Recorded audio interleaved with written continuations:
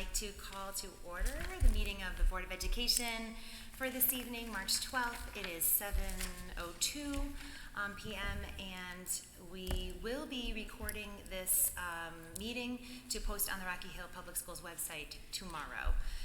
First agenda item is the Pledge of Allegiance, led by some drama club friends. Please stand.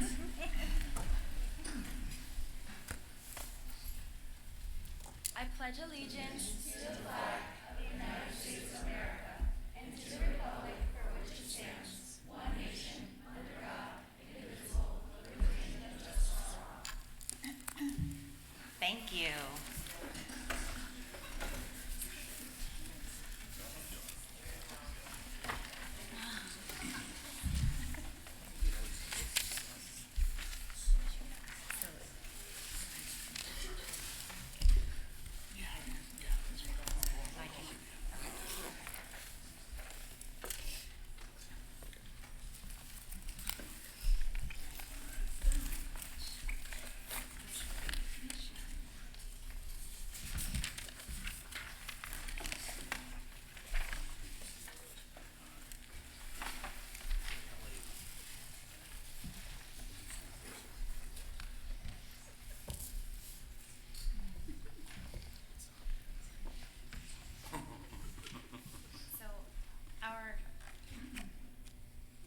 Second agenda item this evening is a special recognition. We had the recognition of Steve Slattery, who is our former board chair. Mr. Slattery, would you please come forward?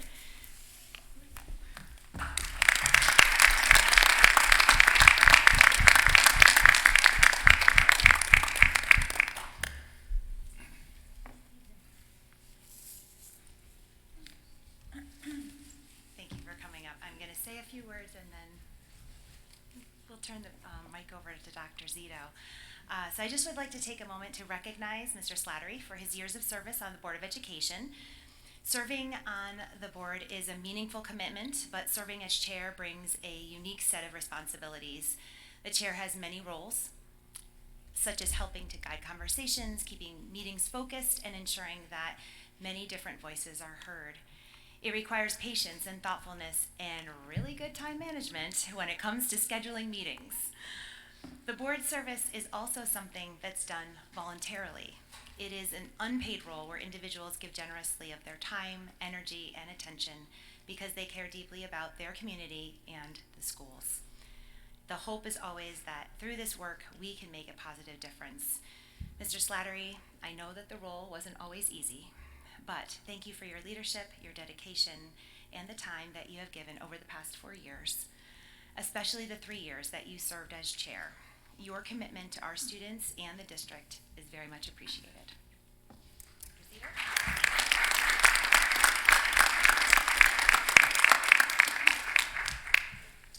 Thank you, Ms. Lafredo. I just want to make a couple of comments. This board has a very nice tradition.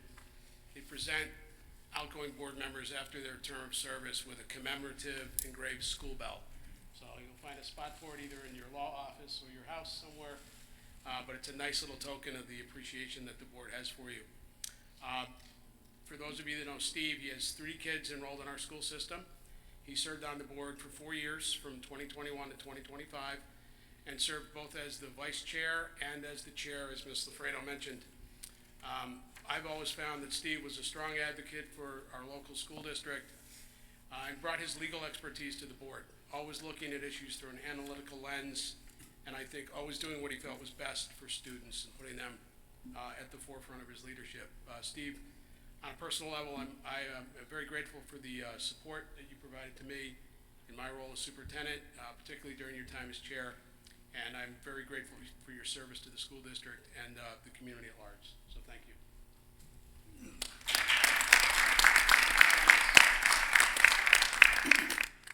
Well, thank you.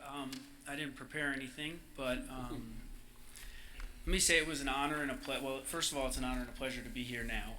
Thank you for inviting me, and thank you for the bell. It was an honor and a pleasure to serve the community and to serve with all the members that who I was on the board with.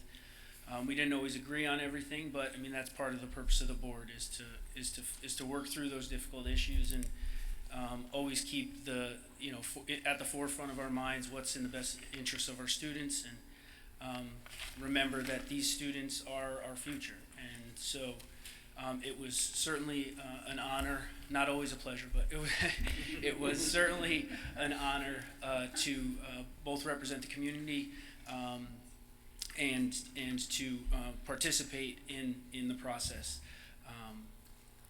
To everyone who's on the board that I work with, thank you for all the conversations that we had. Thank you for all the experiences that we had. It was also an opportunity for personal growth for me. I really learned a lot about myself, both serving. It was my first time in public service, my first time as a chair, which does come with a lot of responsibilities, a lot of things, scheduling and meetings. You're at every meeting. You're always a lot of phone calls. So it was a great opportunity for me, also for personal growth. So I think Rocky Hill is a tremendous town with a tremendous community, and I think our school district is amazing. I've been at the local sporting events since then. I had the opportunity to coach the 5th grade girls travel team, and just anytime I'm interacting with the community, I think we're so blessed to be where we are and to have the people that we have. And so thank you all for your continued service. Thank you for having me on the board, and thanks for having me back today. I wish you all luck. Thank you. I'm sure I'll see you all around. So thank you.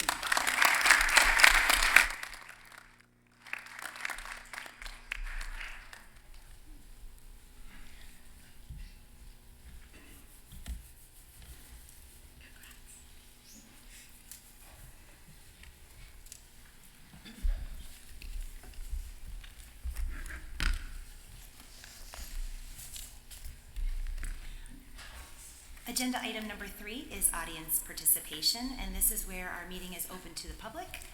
We ask that you, if you choose to come forward, please come over to the podium, and we ask that you state your name and address for the record and try to limit your comments to 2 minutes on any topic that you come forward with.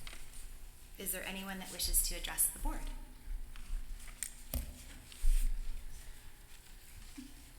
Okay. Oh. Mr. Slattery, you had your 2 minutes. Okay, seeing that there is no one here that would like to address the board, I will move on to our report of student representatives. And we have members of the High School Student Council first that will report on activities at Rocky Hill High School.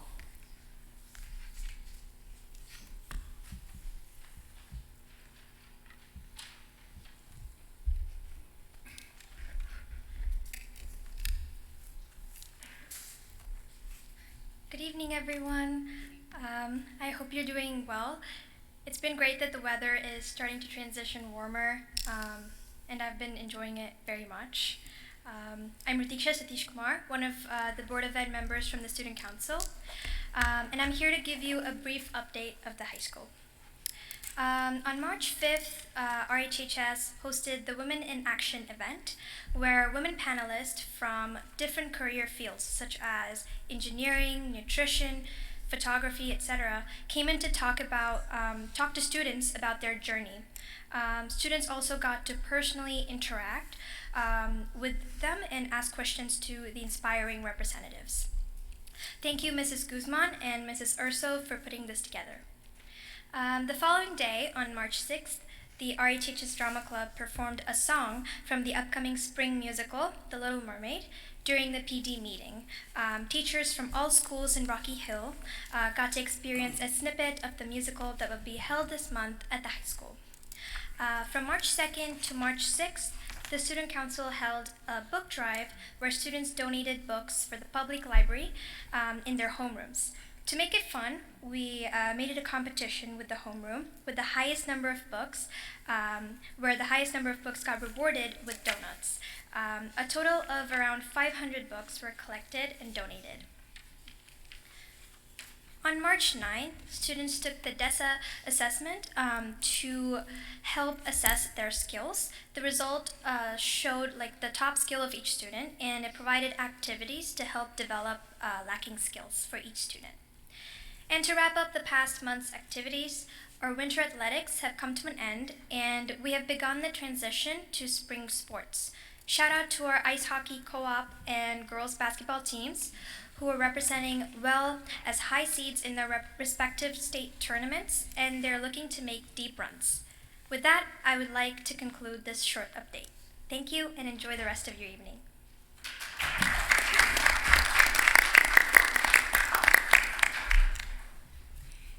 Thank you. Additionally, we have representatives from the Drama Club that will also come on up to the podium and talk a little bit about the upcoming production of The Little Mermaid.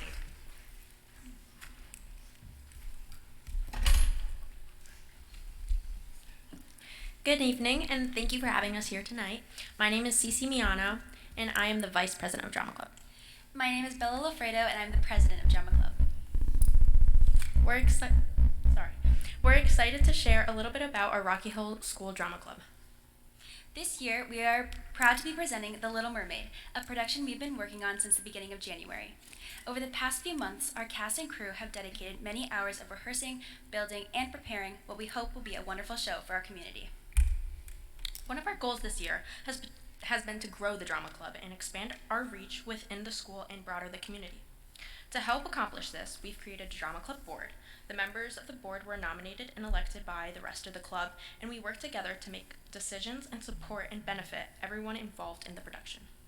For example, with the help of Ms. Freytag, we were able to add a third performance this year, a Saturday matinee at 1 p.m. on March 21st. This additional performance makes the show more accessible for our younger audience members and families, while also giving our cast another opportunity to perform and share their hard work with the community. We are also working to connect with our younger students. This coming Monday, March 16th, we will be visiting the elementary schools to perform short preview and answer questions from the students. We are excited to show them what we've been working on and hope that it inspires them to come see the show and maybe even convince them to join Drama Club once they're in high school. The Little Mermaid includes many familiar and recognizable songs, but this version of the musical also features additional music with large ensemble numbers. We are especially fortunate this year to have a larger ensemble, which allows us to bring even more energy and excitement to the production. As our program continues to grow, we are also expanding our opportunities beyond the school. This year, we will be participating in 2 theater award programs, the Halo Awards and the Sondheim Awards. These events give our cast the opportunity to showcase their work and connect with other theater programs and also bring recognition to the dedicated and talent of our students. As we prepare for opening night, we hope to continue building support for the Drama Club, not only for this production, but for our future shows as well. The growth of the Rocky Hill High School Drama Club is very important to us, and we hope it continues to thrive for the students who will be part of it in the years to come. Our goal is to make Drama Club an even stronger presence in our community and to inspire others through the arts. We hope you'll consider joining us for one of our performances, Friday, March 20th at 7 p.m. or Saturday, March 21st at 1 p.m. or 7 p.m. Thank you again for the opportunity to speak with you tonight, and we will now come around and give you a flyer for our show. Thank you.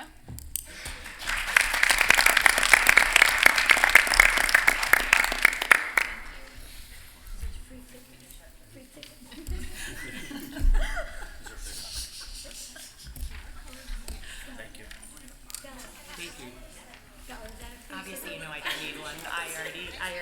I'll be here. I know. Thank you. Thank you so much to our Rocky Hill High School members of the Student Council and of the Drama Club. Thank you so much for coming on up to the podium. Next, we will move on to the report of student representatives from Mosier School.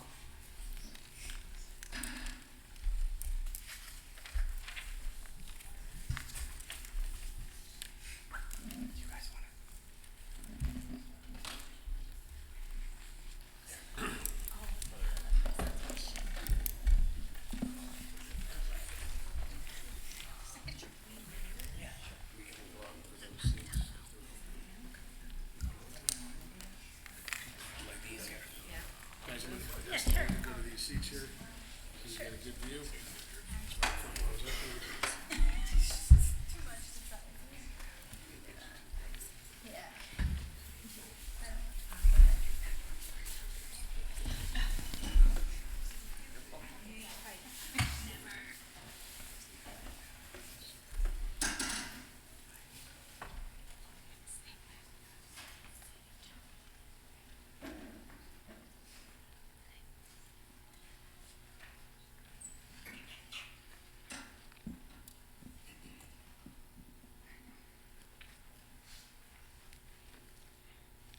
Good evening, Board of Education members, Central Office administrators, and the residents of Rocky Hill.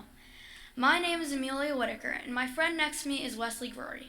In this presentation, we will share some highlights of the many events and activities happening at Mosier School. Throughout the year, we have continued to honor students weekly with our Friday Raptor Raffle.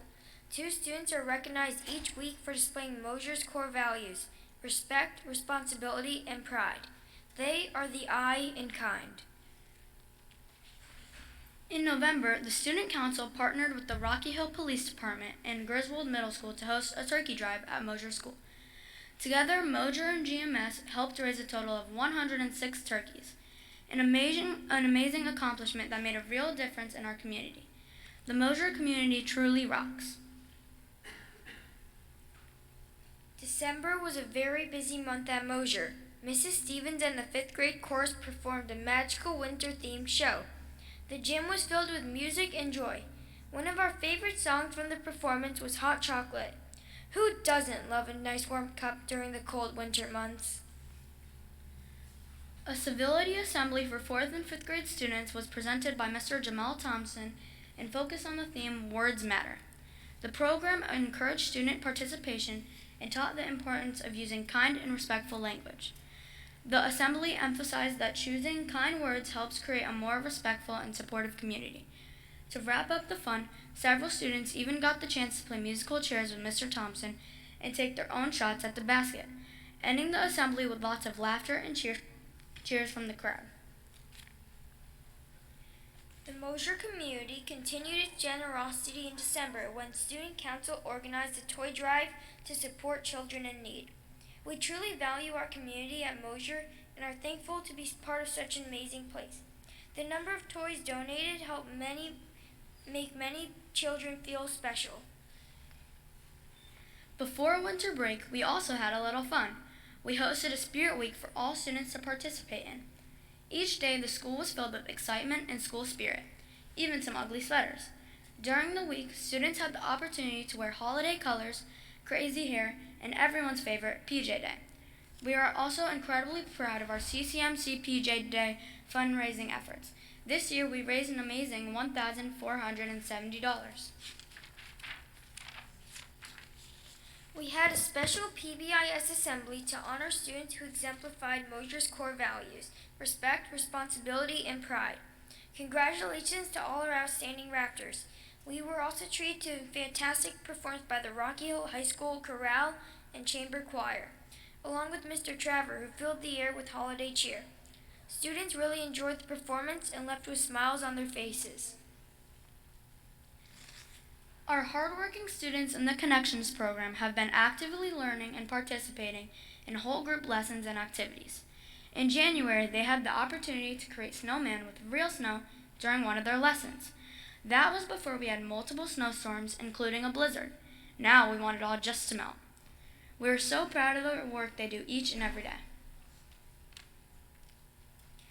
During our lunch waves, our amazing SRO, Officer Carol, hosted a trivia event. We worked with our classmates and answered questions. We enjoyed this special event during lunch and can't wait for Officer Carol to host trivia again. Next time we'll invite Mr. Cassell to join us to see if he's smarter than a 5th grader. Officer Carroll has also taken time to visit our classrooms and read books related to our monthly PBIS themes. He's not only dedicated to the Rocky Hill community, but also is an invaluable member of the Mosier community. Thank you, Officer Carroll. Thank you to our Mosier families for your incredible generosity during Boosterthon. We raised over $14,000 to benefit our Mosier community. The Glow Run was a massive success, and students had the opportunity to have fun with their classmates. We were excited, energetic, and will remember these moments forever. We cannot thank our families enough for your support. Because we reached our goal for the 2nd year in a row, Mr. Casella will not be getting slimed, but he will be getting dunked. We cannot wait for the opportunity to dunk Mr. Casella over and over again. What a time will that be? Our monthly theme for February is kindness. Our student council members spread kindness and cheer in February by brightening the days of our staff with a kindness and coffee cart. A good cup of coffee always brightens your day. We also hosted our third annual Kindness Gala at Mosier School. We cannot thank the community enough for your support you gave us for this event. The gym was beautifully decorated and it was a huge success for all the students who attended. This year we had pizza, ice cream, and even 2 popcorn machines. We also had face painting and a henna station. How exciting! The students at Mosier School are constantly spreading kindness, and this event truly showed that. We had a blast celebrating together. We are also proud to show off our Mosier Magazine Club. Mrs. Lynch and Miss Grimaldi have helped create a magazine that is made for the students and designed by the students. Members meet monthly to edit submissions and turn student ideas into a wonderful magazine for our school community. We love our magazine. Congratulations to Ravon Rafour and Samia Ahmed for being our CAS Art Award recipients. Both students were recognized by Mrs. Shear and Mrs. Stevens for their accomplishments, citizenship, and dedication to art and music. We had a great time celebrating these 2 students with their families at the art ceremony and dinner. A big thank you to Mrs. Shear, our students, and everybody who supported the art show this year. The turnout was amazing and it was heartwarming to see our community come together to celebrate creativity. Student art pieces included circle weaving, snowy silhouette paintings, beaded belts, and cardinal paintings. All of the students put so much hard work and dedication into the event, and it truly shined. In March, we celebrated Read Across America Day. This year, we participated in 1 book, 1 author, 1 community experience from March 2nd through March 6th. We enjoyed reading The Wish Tree by Katherine Applegate. Students completed activities connected to the story, and thanks to Mrs. Shear, we even had a beautiful lifelike wish tree in the hallway where students could add their wishes. In addition, we are also participating in Mosier March Book Madness. Classes will read a book each week and vote for a winner. By the end of the bracket, we will vote for the Mosier Book of the Year. We cannot wait for the madness to begin. We would like to extend a special thank you to Judge Bayo and Attorney Hernandez for visiting half of our 5th grade classes to teach us about civics. Our students appreciated the opportunity to learn from such knowledgeable and engaging guest speakers. They will be visiting again later this year so the rest of the 5th graders can experience this amazing opportunity. We even got to try on the judge's robe and bang the gavel. Last week, the Harlem Wizards visited Mosier School and performed an exciting, entertaining assembly. Joe the Jet showed off his amazing tricks and shots with the students, and even Mr. Sanford. On March 27th, 8 Mosier teachers will be playing on the Rocky Hill Dream Team in a basketball game against the Wizards. We cannot wait to see the game and even maybe one of our teachers getting dunked on. On Monday, the entire school went on a field trip to the Bushnell to see Hero, the Boy from Troy. This production explored the life and legacy of civil rights leader John Lewis. It was a wonderful learning opportunity and we had a great time. Mosier School is excited about all the events and activities we have planned for the rest of the school year. We will have 2 more PBIS assemblies to recognize our Raptors. The High School Drama Club will perform a sneak peek of The Little Mermaid, another STEM assembly, PGA golf lessons during PE class, an ice cream social, spring band concert, and field day, where we will get to dunk Mr. Casella. We will also have field trips to the YMCA Camp Sloper, lake compounds, and finally, our 5th grade celebration. Our gift to you is a custom Mosier mug and a copy of our latest edition of the Mosier magazine. Enjoy a cup of coffee and some light reading. Thank you for inviting us tonight and listening to our March Mosier presentation. Who else is excited for warm weather? We know we are.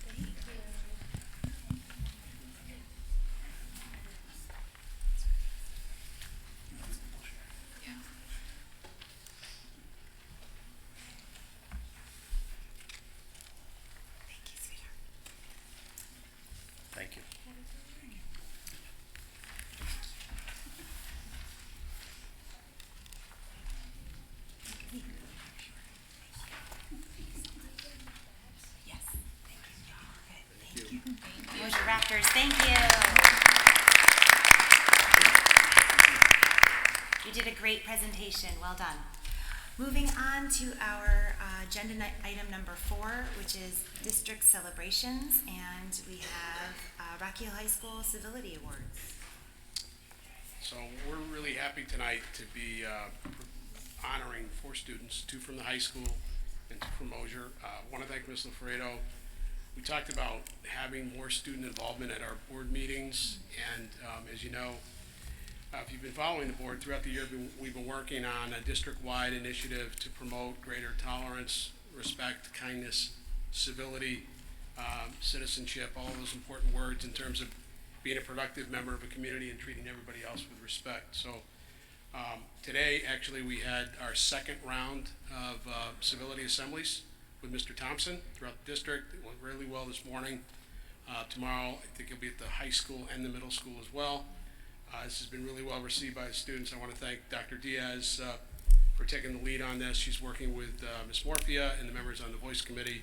Some really positive things are happening. So the plan is, as we move forward, every time students present from a particular school on the board agenda, we will ask the principal of the school to also recognize 2 students who've exhibited excellent civility, citizenship, respect for others. Not necessarily the best athletes in the school, not necessarily the best students in the school or the kids who get all the academic awards, but recognizing kids that at their core are just really good human beings, come to school on a regular basis, treat everybody with dignity and respect, just kind of an exemplar of all those excellent qualities we want to see in other people. So I'd like the high school administration to come up, and they're going to talk about 2 phenomenal kids. Tonight we have Evans Botang and Olivia DiBiase. And John and Dave, if you guys could come up.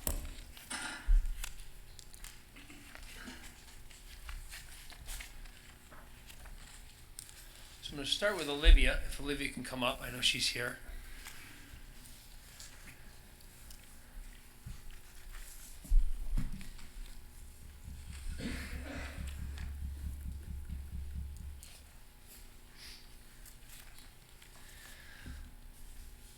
Olivia DiBiase. Good evening, members of the Board of Education. The Civility Award recognizes students, just as a reminder for folks in the crowd, who consistently show compassion, responsibility, and thoughtfulness toward others. Students whose everyday actions help make our school a place where people feel supported, welcomed, and respected.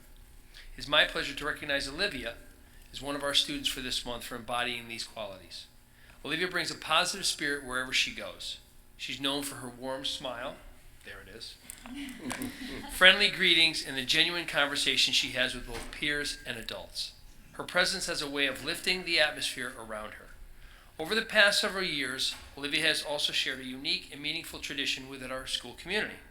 She creates a calendar featuring the animals from her family's farm and distributes it to staff members throughout the building, while also selling them on her farm. This year's calendar stood out even more because Olivia thoughtfully included positive affirmation quotes for each month. She shared that she wanted to choose messages that more people could relate to, it's a quote, while making sure that they weren't too cringy, also a quote. Those small moments of encouragement became something special, reminders to look for the rainbows and sunshine during the more difficult parts of the school year. Olivia mentioned that creating the calendar made her smile, and I can honestly say it brought a lot of smiles to others as well, including myself. Beyond this, Olivia consistently finds ways to give back. She has volunteered her time helping in the main office. She supported community events such as creating angel trees for families and participated in various youth soccer coaching events. Through her kindness, initiative, and genuine care for others, Olivia helps make our school and community a brighter place. And before I conclude, I just want to share the calendar. I took this down off the wall in my office, and I'm going to read you. Yes, I am. I'm going to read you March. I'm going to read you March. I love it. Okay? So, yeah, those are her donkeys. Without the rain, there would be no rainbows. So I see her in the hallway, and so each month when I flip the calendar, I'll catch her in the hallway. I'll try to remember what she had said in the calendar. I'll say, by the way, did you know that life isn't about waiting for the storm to pass? It's about learning how to dance in the rain. And she'll go, yes. That's true. So it is my honor to recognize Olivia as one of this month's Civility Award recipients. Please join me in congratulating her.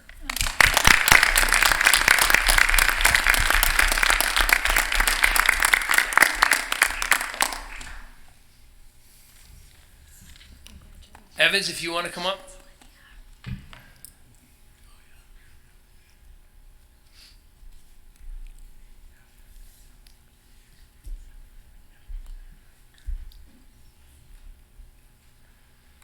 Our second award winner is Evans Kwabena Botang. It is my pleasure to recognize him as the other March recipient for the Civility Award.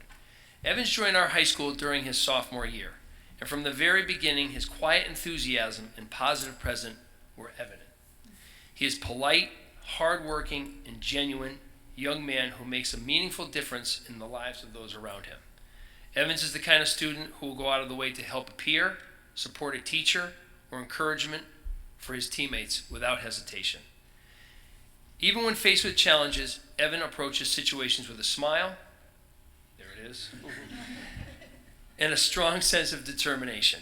Rather than making excuses, he meets obstacles with resilience and quiet strength. He is also known for offering kind words and well wishes to others, often lifting the spirits of those around him through simple but meaningful encouragement. In addition to his character, Evans is deeply committed to both his academics and his athletics. He's a member of our varsity soccer team and plays competitively for the Connecticut Football Club. Outside of school, he demonstrates remarkable responsibility by balancing two jobs. He serves as an assistant manager for the family's home care agency, where he assists with scheduling, client communication, and organizing records. He also works as a crew member at Dunkin', where he takes on the roles of cashier and barista. He has also given back to others in meaningful ways.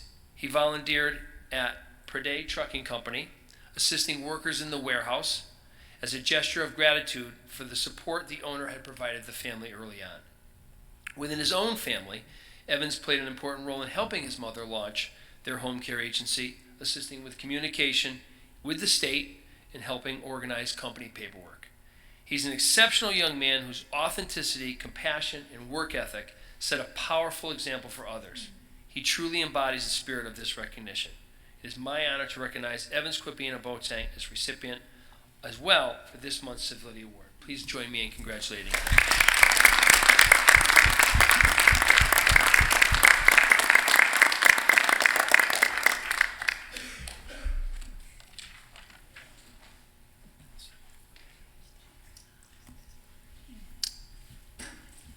And Mr. Casello, if you could come up, please. And Mr. Casello is going to recognize Christian Sanker and Amelia Colon, starting with Christian. Sure. Okay. Christian, you want to come on up here, please?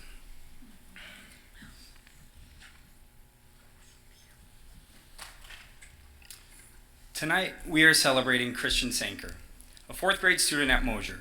Christian is a student who is a caring leader, a dependable friend, and a great member of our school community. Christian shows respect in the way he speaks to others and responsibility in the things he does. He is always willing to help, listens carefully when someone needs support, and encourages his classmates to do their best. Whether he's helping a new student find the way around their school, having friendly conversations with teachers and students, or helping make our hallways feel welcoming, Christian shows kindness and teamwork every day. His positive attitude and sense of fairness help make our school a better place for everyone. Christian, thank you for being thoughtful, responsible, and kind to the people around you. You show us that being a good citizen means making good choices every day. We are very proud to recognize you tonight. Please join me in congratulating Christian Sanker.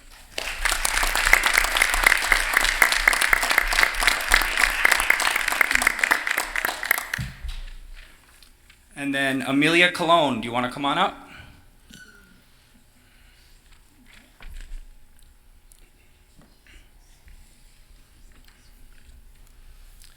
Tonight, we are also recognizing Amelia Colon, a fifth grade student at Mosier. Amelia is a great leader, a caring friend, and an important member of our school community.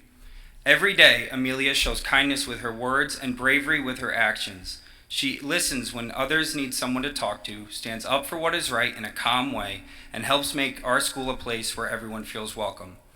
Amelia helps others in many ways. She supports her classmates, works hard in group projects, and even a simple smile from her can brighten someone's day.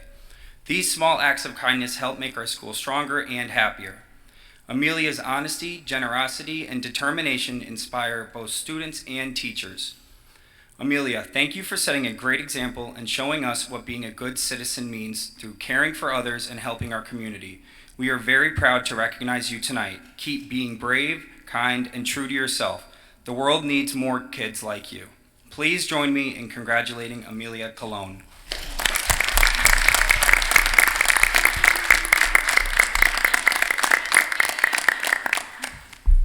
Congratulations to all of the winners of the Civility Award. Thank you so much for showing respect and civility in our schools. We're so proud of you.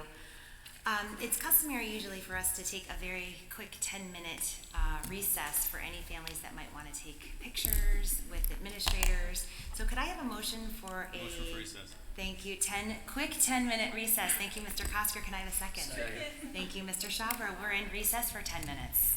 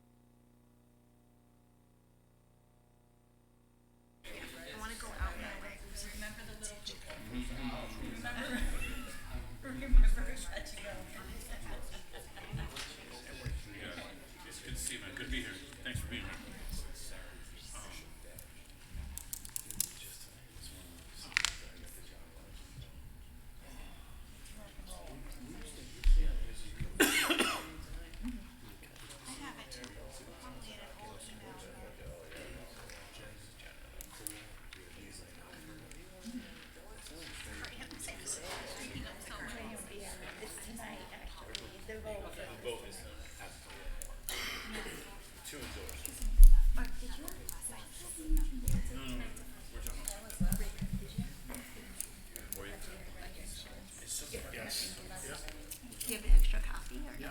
Oh, good. I knew you would.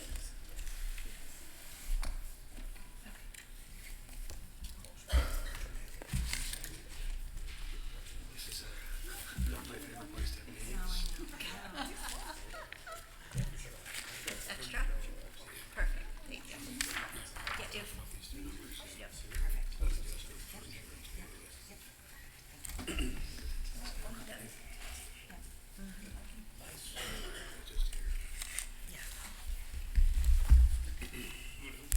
Okay, it is 7:51 and I'm calling our Board of Education meeting for March 12th, 2026 back to order. It is 7:51.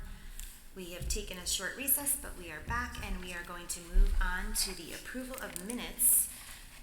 For February 19th, we had a Board of Education meeting, and March 5th, we had a special meeting. Are there any additions, deletions, or changes to the minutes? And I'm just going to look around.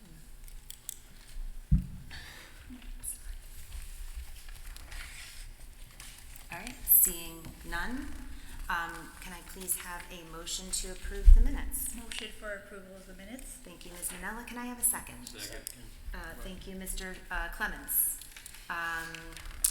Can I please have all in favor, hopefully? Yes, everyone? Aye, thank you. Any opposed? Any abstentions? Okay, motion passes. Very good. Thank you so much. All right, moving on to agenda item number 6, correspondence. Dr. Zito.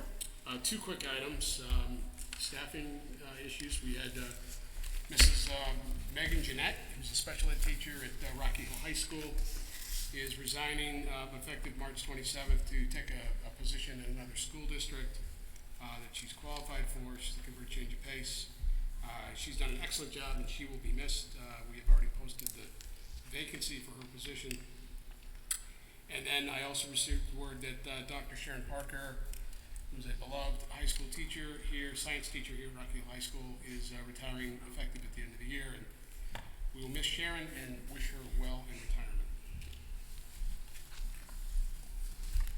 Thank you, Dr. Zito. Item number 7 is consent calendar, and we currently have nothing on the consent calendar, so I'm going to move forward to committee reports. Agenda item number 8, curriculum. No report. We have not met, but we will be scheduling a meeting. So I'll be reaching out to coordinate.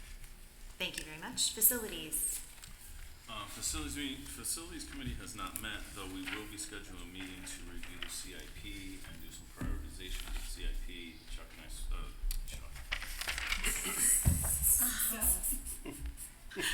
He's here in spirit, Mr. Kosker. Yeah, literally, I can't Chuck's name in my head now.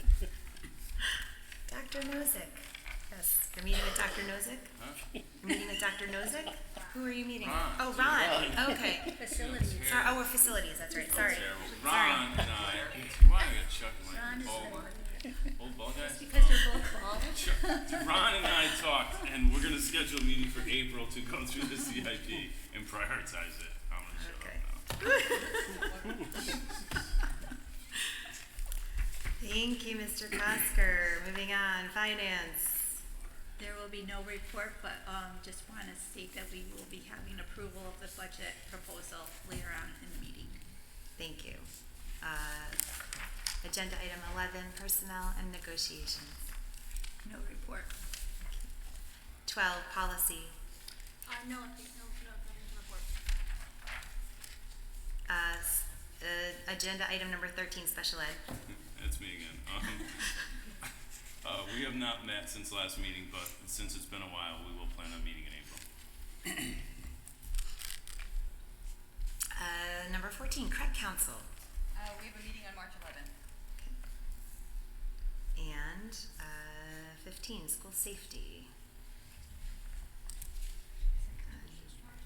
Yeah, I just. Well, March 11th. that was yesterday. That was yesterday.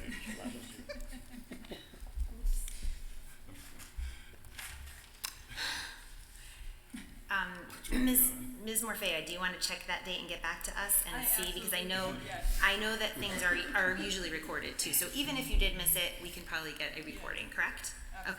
Thank you very much. All right. Number 15, school safety. School safety, we have not had a meeting since last month. Okay. And 16, technology. No report. And 17, voice. We are actually working on getting a meeting together. Date to be announced. Very good. Muscle through that. For no reason. All right, moving on to some, we have no unfinished business currently, but we do have some new business. And at this time, we are going to move to agenda item 18, which is approval of the budget proposal for fiscal year of 2026, 2027. And Dr. Zito, I'm going to let you speak for just a few minutes and then Thank you. So in your packet, you have two of what I call the kind of the running scorecards on the budget. I give you a lot of credit. I've made some comments later in my report tonight, but basically, this is the fifth public meeting where you're discussing the budget. That's good, and it's reflective of the fact that the number this year is quite even higher than we've historically seen in Rocky Hill, for many reasons. In your packet, I also included the most recent update from CAPS, which is the local Superintendent's Association. And what that does is you've got to, like Mr. Kosker said, you're going to need reading glasses for this one. But you can see where we are in comparison to other communities. And you'll notice that budgets are pretty high in many places, primarily as a function of increased costs for health insurance. We know that our transportation numbers are up, special ed costs are up. These are all putting significant pressure on the budget. So, if you look at South Windsor, for example, where they're a pretty similar town.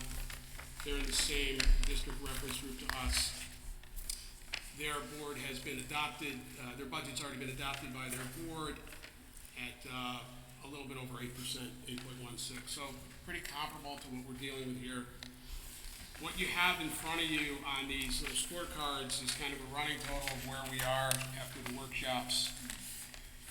Where we last left you was an increase of 8.92%.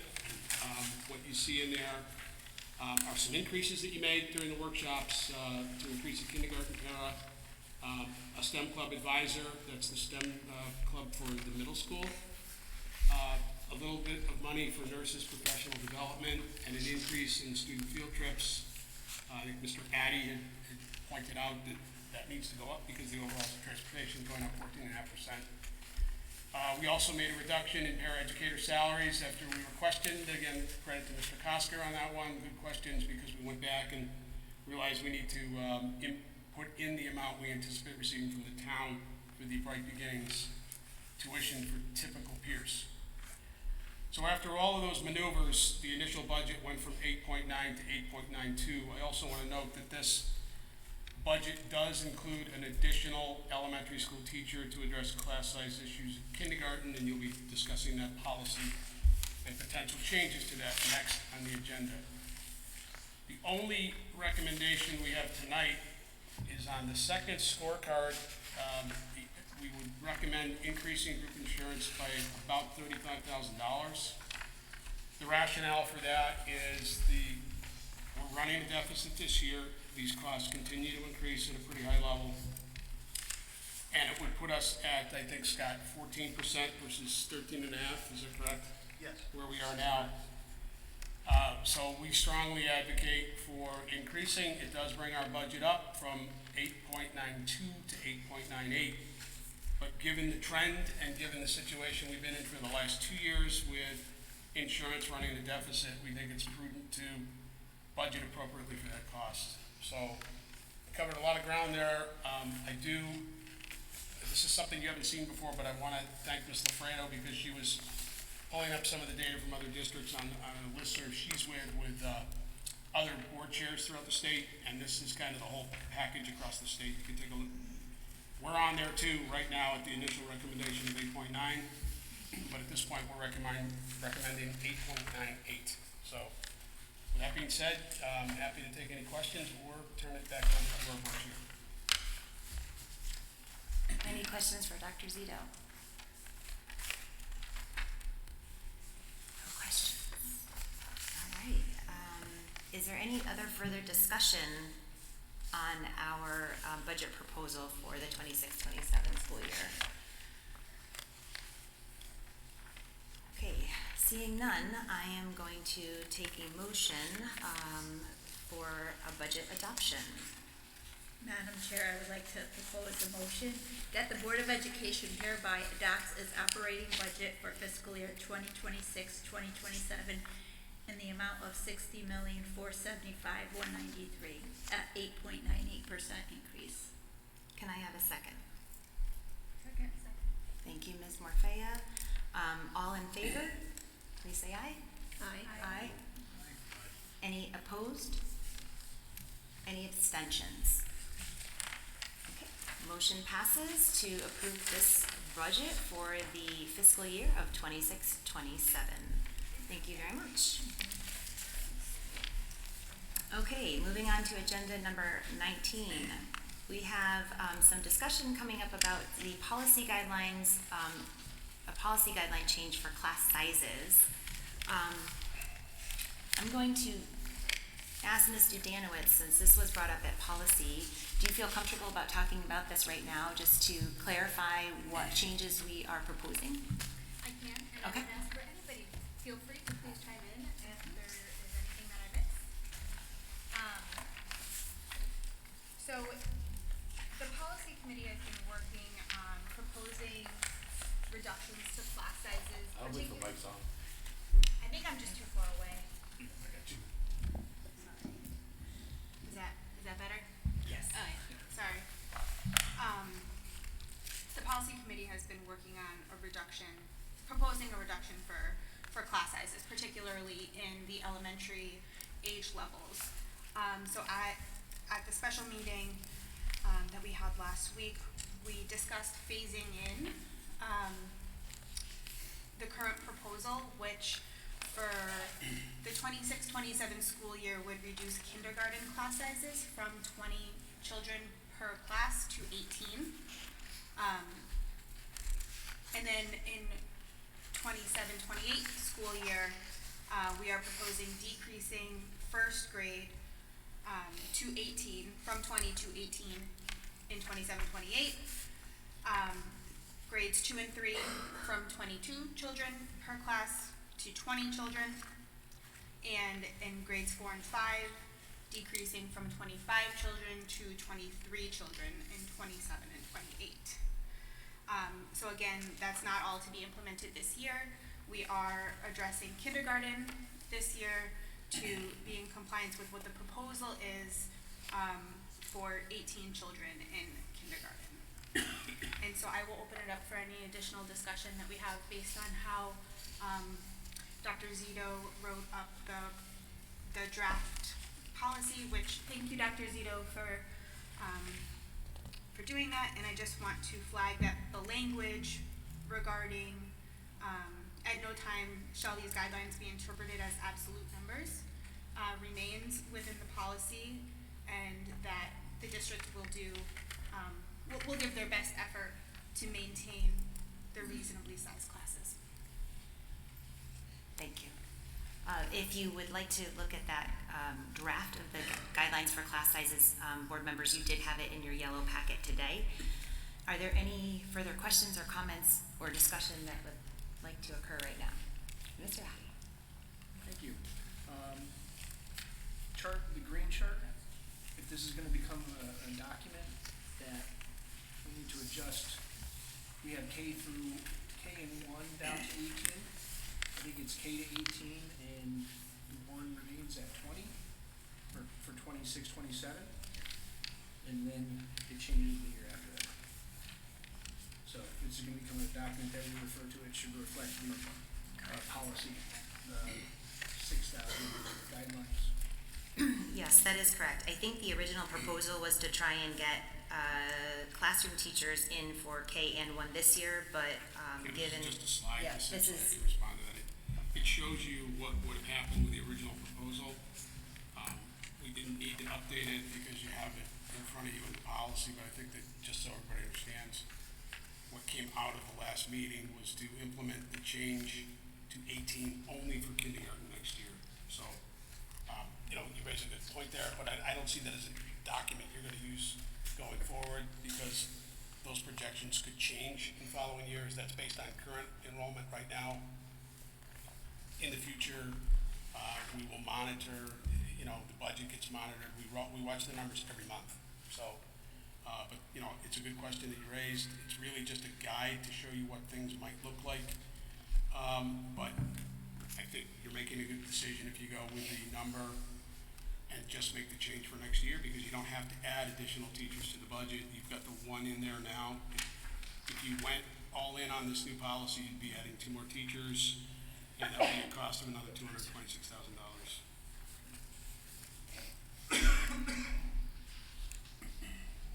any other questions, Mr. Kosker? Thank you, and, quick shout out to Kristen for doing the work on this thing. It's been a lot of work. I know you put a lot of work into kind of the research behind this, Dr. Zito and your staff. It's been super helpful. I know we had quite a few conversations about this, and it's been really helpful. I know the immediate kind of often people just want to say, let's just reduce class sizes, right? And that's kind of the easy decision to just make that decision, and sometimes it's a little harder to not make it happen as quickly as we want to. So I think I applaud the board for kind of going through the whole process very thoroughly and thinking about it and balancing the desire to reduce class sizes with also the need to be concerned about budget. So as Dr. Cito just said, and we looked at a lot of other school districts, and we're really right in kind of the meat of the curve. I mean, we're right in the spot. Like there are districts that have higher class sizes on average than us, and there are districts that have lower. But across the board, I think we're right in a good spot where we're in the middle of that. Again, could they always be lower? Sure, they could. But with that comes a cost. And so anyway, I just think it's been a great conversation, and I think we came to a really good conclusion. This phasing in idea, I think, is great. So that's all I want to say. Thanks. Thank you. Any other comments or questions? Okay, and just for clarification, this is a first read of this, the guidelines for class size, so we will vote on it at our next meeting. Moving on to agenda item 20, approval of legally mandated revisions to the Board of Education policies. This is a second read for policies of 1100, 3100, 4010, 4020, 4510, 4550, 5150, 5120, 5510, 6110, and 6151. Are there any other questions or comments or discussion about these policies before we go to a vote?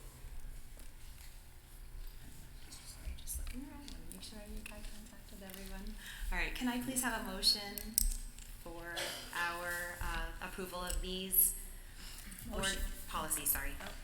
Motion for approval of legally mandated revisions of the Board of Education policies, 1100, 3100, 3100, 4010, 4020, 4510, 4550, 5110, 5120, 5510, 6110, and 6151, as stated by the chair.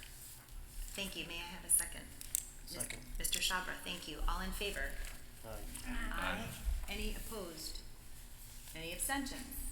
Okay, motion passes. Thank you so much.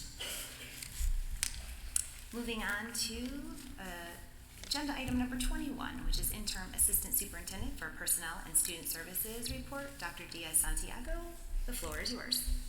Thank you, Madam Chair. Good evening, Board of Ed members and members of the Rocky Hill community. Today we began our spring civility assemblies at Mosier, Stevens, and West Hill schools with Jamel Thompson. Mr. Thompson will visit GMS and the high school to conclude the assemblies tomorrow. The focus of these assemblies is to move students from awareness to action by emphasizing student responsibility and bystander empowerment, with particular attention to digital civility and responsible social media use. During the assemblies, Jamel recognized several students from each school who consistently demonstrate strong qualities of civility. These students were honored as civility champions in front of their peers for modeling respect, empathy, and positive leadership within their school communities. As part of a culminating community celebration, we have collaborated with the Rocky Hill Education Foundation to recognize 11 additional students from across our schools who have also demonstrated outstanding character. These students will be honored at the start of the Harlem Wizards game on March 27th. In addition, the Dream Cafe will be selling new t-shirts featuring a student-designed logo. Each student contributed by designing a letter that together spells Dream Cafe RHPS, making the shirt a collaborative project that highlights student creativity and pride in our program. The shirts will be available for purchase beginning next week, with proceeds supporting the Dream Cafe. The cost of each t-shirt will be $25. The Dream Cafe will also be hosting its first Spring Fling on Saturday, May 2nd from 9 to 1 p.m. The event will feature student-made cards, crafts, and gifts along with summer sips and veggie dips, which will include a recipe demonstration and a mocktail bar. We're also excited to welcome musical guests from the Rocky Hill High School Hill Tunes, who will be performing during the event. For more information, please visit dreamcafect.com. I would like to also extend my sincere thanks to Dr. Mary Schaefer for her leadership in this year's One Book, One Author, One Community initiative. It's one of my favorite initiatives in the district. She has thoughtfully connected this work to our district civility framework in support of the Voice Committee's efforts. Her work in bringing these themes into the classroom and making them meaningful for both students and staff has been truly inspiring. I want to thank you for your continued support of our students and school community. This ends my report, and I welcome any questions. Thank you. Any questions for Dr. Diaz? Okay, thank you very much. Thank you. Agenda item number 22, Assistant Superintendent for Finance and Operations, Dr. Nozick. Good evening, everybody. Can you hear me okay? Yep. All right, I have a little bit more than normal for you tonight, but I'm going to try and get through this. In your packet is the regular financial report reflecting our year-to-date figures for the month ending February 28th, 2026. I've highlighted about half a dozen accounts, and I wanted to just kind of touch on a couple of them. New to the lineup, I think, might be line 130, salaries. Overtime currently reflecting a deficit due to the flurry of recent winter storms. Pun intended on that one. Item 210, group insurance, currently reflecting a deficit due to the changes in coverage, as well as the fact that last year's increase those numbers come in after the board had adopted the budget. And then line item 561 for tuition. The in and out of district is currently reflecting a deficit. It does include tuition for magnet schools and students with special education needs. The first of two excess cost reimbursement payments has come in. That will be reflected in next month's update, but it was for $993,000. It is anticipated that we will receive an additional check for about $250,000 in June. That will leave the account with a deficit we're projecting of approximately $200,000 for fiscal year 25-26. And again, you can see in your report for group insurance, we are anticipating about $319,000 deficit for the year as well. Those two items are significant. We are going to continue to monitor all of our accounts, and we'll keep you informed of our outlook as the school year continues to progress. Any questions about the financial report currently for Dr. Nozick? No questions? Okay, so we'll. All right, next I have a food service update, if I may. We recently received a $6,000 grant from the Connecticut Fresh Ed Buy Local program. This funding is designed to support the purchase of locally and regionally sourced, unprocessed, and minimally processed foods used in eligible USDA child nutrition programs. The program presents a valuable opportunity to support local agriculture while offsetting food costs within our own nutrition program. This is very similar to the Local Foods School Initiative program, which is another initiative designed to bring local foods to our students. We received approximately $18,000 under this program to purchase fresh produce to support the school lunch program.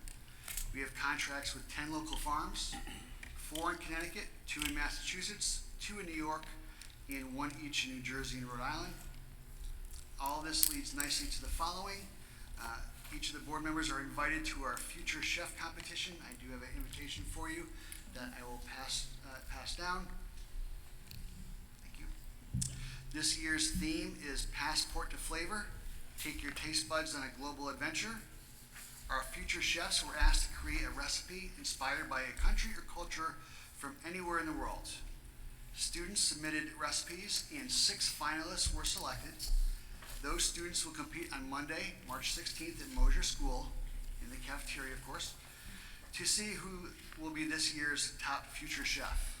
The winner of the event will be entered to a Future Chefs National Challenge for some great prizes. Our judges this year include Assistant Superintendents Dr. Diaz, Mrs. Durand, and also Mrs. Harold, our Culinary Director of the Dream Cafe, and Mayor Alan Smith. And that's all I have for the food service update. Any questions? Any questions about food service? Mr. Kosker? And apologies, it's not a question about the food service. Okay. It's a question Comment? about the other one, Okay. Oh. his other report, which I was too slow to ask a question. Okay. Is it okay for me to ask a quick question on that? That's up to Dr. Nozick. Would he like to go back, Dr. Nozick? A question? Of course. I'm sure you're ready for me. So again, it's the out of district placement or the tuition in and out of district account, which I know is always tricky. I know it's really hard to predict. It's darn near impossible to predict, and there's a lot of changes that happen throughout the year. So you guys have been very transparent and clear with us throughout this budget process and previous conversations. So I think that's clear. What I just wanted to check on is, I'm assuming that the reason that'll end the year, it looks like there will be a projected deficit, it looks like, at the end of the year, is the students coming in district that we weren't planning for and tuitions that we weren't planning for when we budgeted on this a whole year ago. So, I think that's assumption's correct, right? It is correct. Okay. And then when that happens, I guess, and I'm sort of sure how this works, but I'm not entirely sure. As far as the excess cost reimbursement part, when is the cutoff for the student who comes in that we can still collect some excess cost reimbursement? Because obviously if a student comes in now, it's too late, I would assume, because we just got the check as the district that the kid was at, they got the check for that kid. So, like, how does that get fleshed out, and do we end up getting some reimbursement for an expensive placement for a student that comes in mid-year? That's a that- great question. Okay. And I say that because we looked at this very closely, so I'm going to give you I am prepared for you. We had a couple of students who, again, that threshold is at 93,000 or so, 4.5 times our per pupil expenditure. When we had a couple of students that actually left mid-year that were on our list of people that we thought we would get reimbursement for. However, they moved before they hit that magic number. So one of them was just below at like 80-something thousand, another one was 70-something thousand. Even though we accumulated that cost in a few months, it doesn't matter. It goes by the year. It's not prorated. So on the flip side, we also had 2 students move in who are not going to hit that magic number, but so we are on the hook for all the costs, even Up though to if you the were to rates, right. and so we had 2 leave and 2 come in. Had we had 2 for the whole year, we would have reimbursement, but we don't get reimbursement for any of those 4 students. Yeah, and I know there's been a conversation at the state level about this sometimes, because with other districts, there's more influx and outflux, and it can add up to some really substantial dollars that you only imagine. have to pay and then don't get reimbursement for, and 2 districts are both paying half. They both have to pay the bit, and the state kind of wins out in that case. Anyway, okay, I just wanted to kind of understand that. So it is sort of the same narrative that we've been talking about for a while, which is it changes because kids come in district, and if we happen to get lucky one year and a couple of those students, let's say, leave district, I say lucky, and don't mean to sound the wrong way, but financially, if things work out financially for us and expensive placement students leave the district, then we might end up in a better position, but. I can tell you that my recommendation going into, like, I'm already thinking about next year's Right, budget, right. which would be, we did have, last year when you did this, Right. a couple of placeholders Right. for students who might move in. As you know, our special ed number of students has gone up significantly over the last 8 to 10 years. When we were reduced by the council, those placeholder positions were removed. There were 2. You probably would have broken even had we kept those 2 in there. Okay, thank you.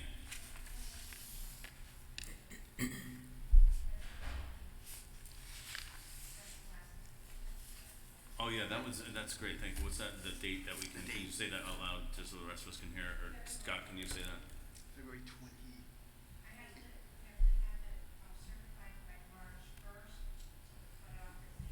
So end of February, I'll certify what those population of students are, which then leads to this round of checks that we get from the state. Right. Okay. All right. Thank you. Very good. Any other questions? Okay. Dr. Nozick, we'll let you continue. All right. Next, we have the bus contract. As you know, we went out to bid this past fall. The RFP was issued on December 15th. The due date was in January. We received 2 bids. One of them was from our current provider, NBT, and another one, Specialty Transportation. The contract term is, of course, for 3 years, with a possible extension for 2 more. New Britain Transportation, the annual cost in year 1 is $2,778,000, with an annual escalator of 4%, so that's 4% per year they add on to that. Specialty came in at $3,388,000, with an annual escalator of 5%. So based on the evaluation of bids, New Britain Transportation is recommended as the most responsible and responsive vendor. Any other discussion as far as the bus contract? Mr. Costa? I'm sorry. I just wanted to point out, because I think, again, Dr. Nozick, I appreciate the work on it. It's a large increase, but just to be fair, the bid from the other contractor was way higher.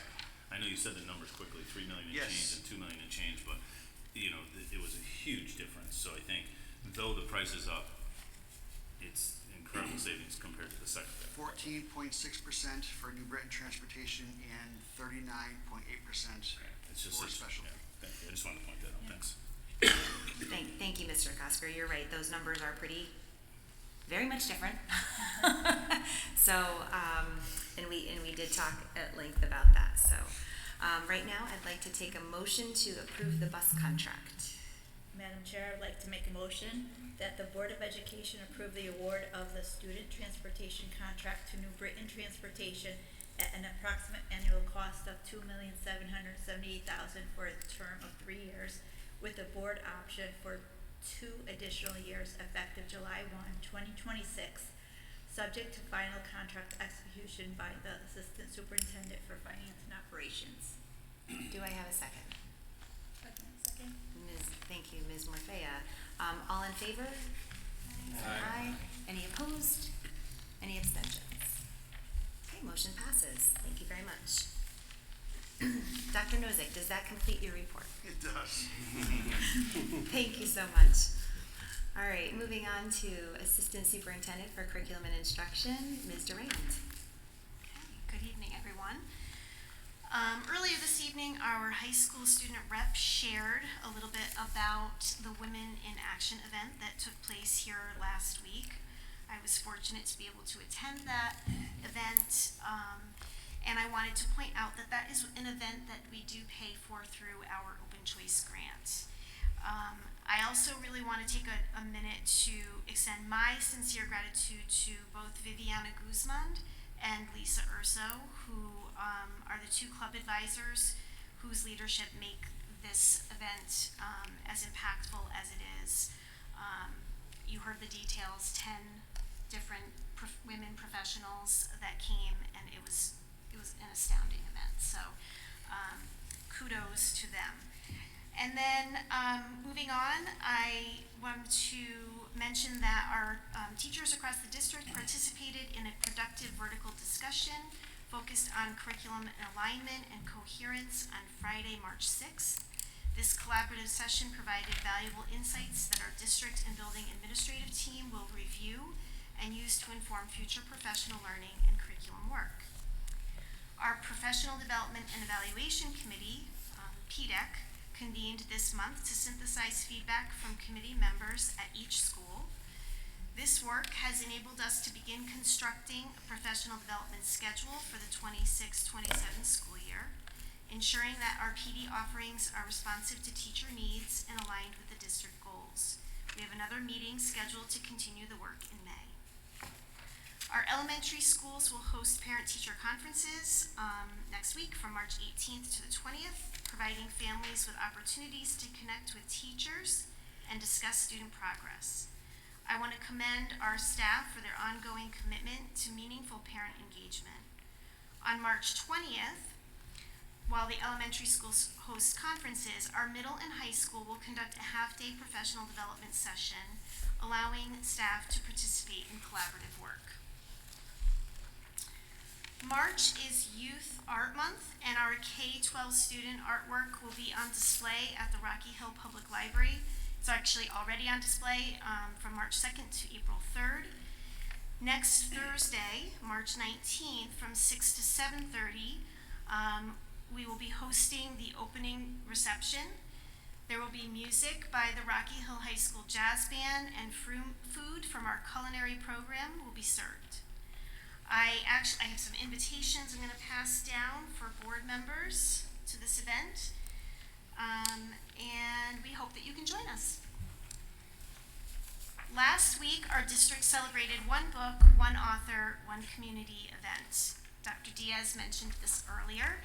It is definitely a highlight of our school year, and critical to that week being what it is Dr. Schaefer, who is here with us this evening to present the happenings around our district during this special week. So I'm going to let her come on up and share more information with you about the event this year.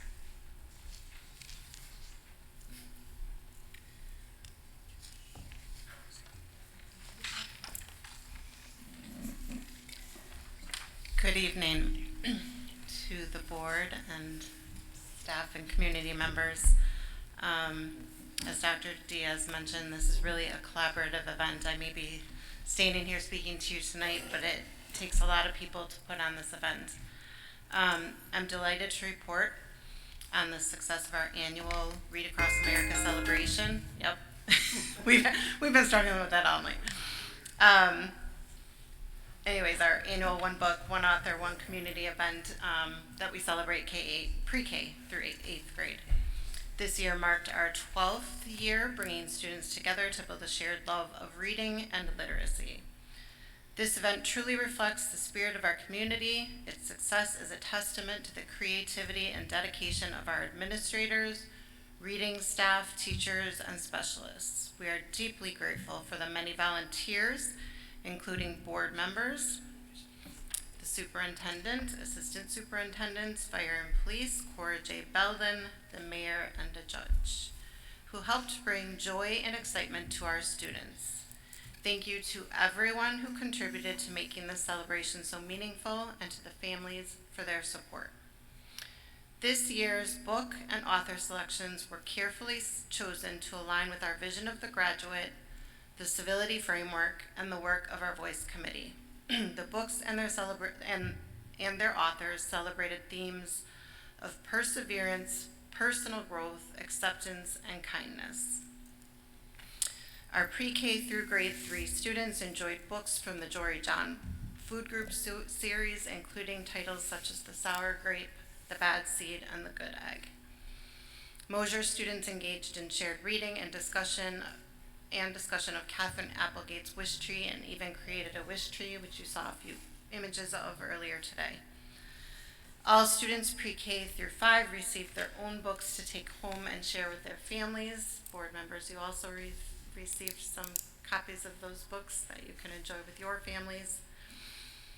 At the middle school, students participated in a book talk by author Linda Sue Park to spark their interest. They engaged in interactive guided book walks of Park's most popular titles and worked as literary detectives to uncover details about Park's inspiration, writing process, and real-world connections to her stories.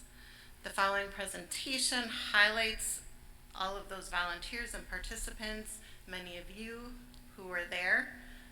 So please enjoy. Hopefully we'll get it. I think it'll have to back up. It's going to kick in randomly.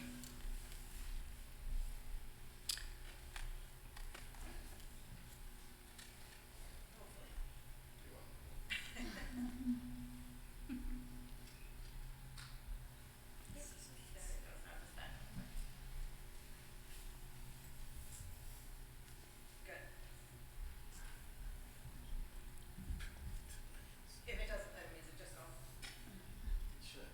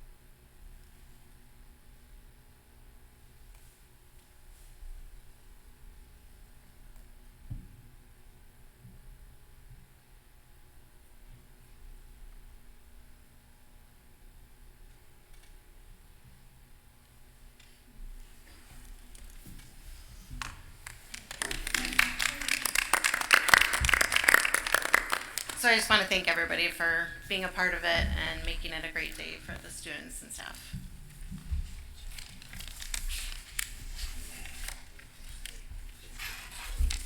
That was a great presentation.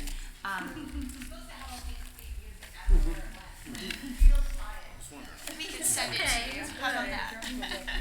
Maybe you could send a copy to the board members at some, we if can do that way we could take another, we got it, sure, perfect, all right. Thank you, Dr. Schaefer, I appreciate that, and the time that you put into putting that beautiful video together, highlighting the day. Ms. Durand, are you all set with your report? Yes, that Okay. concludes my report. Okay, thank you. Are there any questions for Ms. Durand or Dr. Schaefer? Yeah, Mr. Costa. No questions, just a quick shout out, because I know you mentioned the Women in Action Committee, and one of our students here, freshman Ashita, say your last name, Bosley, was a key part of that group, and I just wanted to shout her out, because she's here, number one, and the rest of the group, she gave credit to a lot of the other students that were part of that, and also she's been here for a lot of the meetings, and the length of the meetings, so she doesn't just leave when we have intermission, she sticks around, so I just want to give her a shout out. Thank you for that. All right, moving on to Superintendent's report, Dr. Zito. All right, I don't know if anybody has other current information, but the Terriers we're up 1-0 after the first period. 2-0 now, okay. So that's good. And the girls play tomorrow night for girls basketball. So you already had your sports updates, a couple shout outs and updates. The Harlem Wizards event is Friday, March 27th. We had a meeting with the Ed Foundation last evening. They're still looking to push the ticket sales. It's a great charity fundraiser sponsored by the Ed Foundation. It's really a fun family event, and we're hoping for a large turnout. And the proceeds from the event are used by the Ed Foundation to support school-wide initiatives that generally go beyond what can be accomplished through the operating budget. So we're very grateful to all the members of the Ed Foundation, and it's usually a great time, so I encourage people to think about getting a ticket, going out. It's a nice way to spend a Friday evening. That's on March 27th. The weekend prior to that, as you heard earlier, the Little Mermaid presentation, they came tonight. They're going to be doing their annual performance. They have a matinee scheduled at 1 o'clock on Saturday, March 21st. Their evening show is at 7 o'clock on the 21st. If you can't make it on Saturday, Friday night, they kick off everything with their evening performance Friday, March 20th, right here in the auditorium. So come on out and see The Little Mermaid. In terms of other updates, really, I just want to thank the board. Like I said earlier, this was your fifth evening where you deliberated the budget.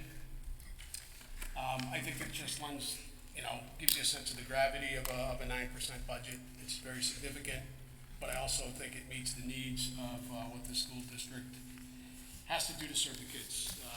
We've historically had some very lean budgets. This addresses a little bit of class size. You're hopefully going to adopt that policy at your April meeting to start making progress on lower class sizes. And as I talked about during the budget presentation back in January, we are now 19th in spending out of 24 districts in our DIRG on a per pupil basis. We're in the bottom 20% essentially statewide with excellent test scores. So there may be concern and complaints about 9%, but the other argument that I would make is that it's time that the budget was coming in at a higher level to kind of make up some of that ground. To be 19th in spending certainly means we're efficient, and I think we can make a strong case for it where the 9% budget is justified for the kids in Rocky Hill. So with that being said, that is my report. Thank you, Dr. Zito. Moving on to my report,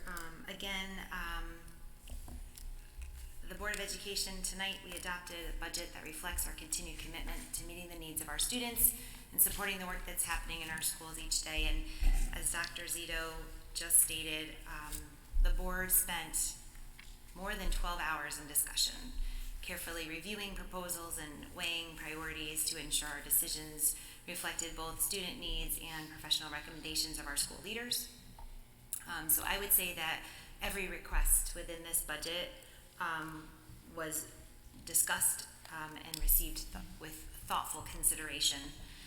Most of the important areas of the discussion centered on class size, and the board again spent considerable time reviewing enrollment data and discussing the needs to add teaching staff in order to alleviate higher classes across the district. These conversations were robust and reflective of the board's commitment to maintaining learning environments where students receive the attention and support that they need to succeed. As a result, additional teaching positions were included in the 26-27 school year budget, and the Board of Education will continue to monitor class sizes closely moving forward with an outlined proposal of additional teachers in future years. Student wellness is also a central focus of this year's discussions. Following our January voice meeting, the board revisited the needs shared by students and families and considered how we can further strengthen and support systems in our schools. In response, this budget includes the addition of a social worker at the high school and a guidance counselor at the middle school. These positions are vital to supporting the social emotional well-being of our students and will help advance the important work started by Interim Assistant Superintendent Dr. Diaz-Santiago in our Words Matter campaign, which emphasizes kindness, respect, and a positive school culture across the district. In addition to these critical supports, the board also approved several smaller program additions that will enhance student opportunities. These include the addition of a dance team coach and freshman volleyball coach at the high school, and the HOSA, I think it's a group, a committee, or after-school committee? Club, thank you so much. Supporting expanding extracurricular opportunities for students. I want to commend all of the board members sitting up here for their dedication throughout the process and for the collaborative spirit that guided our work. Together, our board remains focused on providing the resources necessary for our students to learn, grow, and thrive. Dr. Zito will be presenting this budget at a town council meeting in the next few months where he will go into more detail about every line item. And again, we do have some wonderful events coming up. As Dr. Zito had mentioned, the Wizards, I know many of you will be there. I will be there as well. I haven't decided whether or not I'm playing yet, but I will definitely be there to root on our teams at our schools. And again, thank you to the Rocky Hill Drama Club as they came to present tonight a little bit about The Little Mermaid. I know that they are excited to be able to go out into schools and see younger students and hopefully get them to come along as well. Tonight, I think we received many different dates in front of us as well as far as things that are going on within our community and how we can support our schools. And I know that board members do try to attend those events, so thank you for giving another evening of your time to support the students in district. And with that, I believe that we can take a motion to adjourn our meeting for this evening. Motion to adjourn. Thank you, Ms. Manella. Can I have a second? I'm sorry, who said it? Was that Mr. Clemens? Yes. Thank you, Mr. Clemens. All in favor to adjourn? Please say aye. And any opposed or abstentions? No, there never is. All right, very good. Thank you so much. Have a good night.